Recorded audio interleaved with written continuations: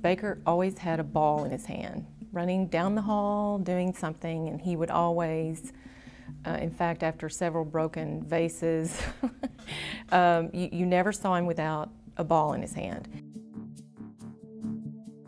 To have everybody over, the more the merrier. And they played baseball, football, then they'd jump in the pool and get back out. And that was our routine. We always had kids in the neighborhood coming over and playing.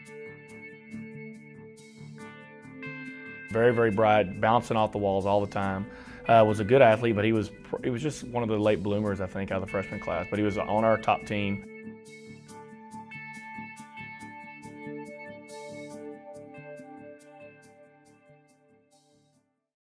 Mayfield hails from Lake Travis High School in Austin, Texas, where he led the Cavaliers to a state title his junior year. That season, the team went undefeated, and Mayfield threw for 45 touchdowns with only 5 interceptions.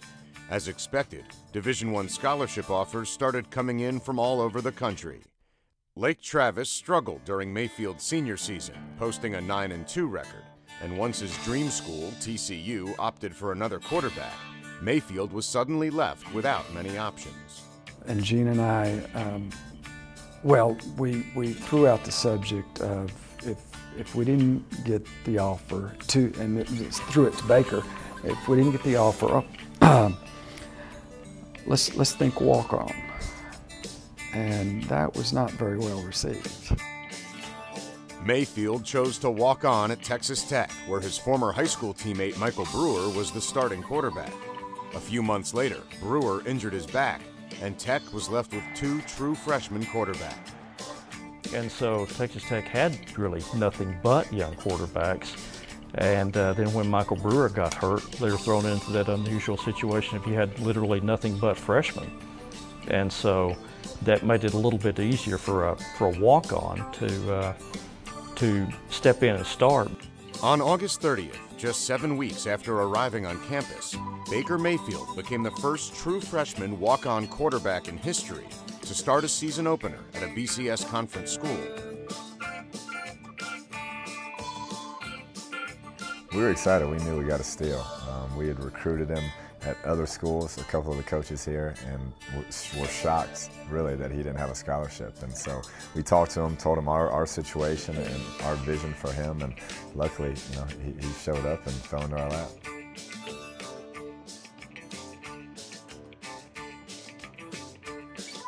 That day, he threw for 413 yards and 4 touchdowns while running for another. Texas Tech beat SMU 41-23.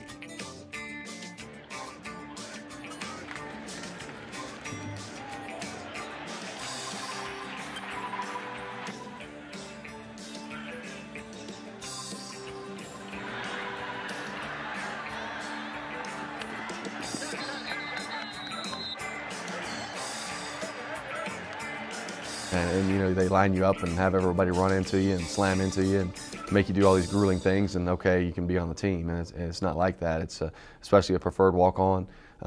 You're treated just like the scholarship guys. You come into training camp just like the scholarship guys do, and there's no distinction. I mean, if you can play, you can play.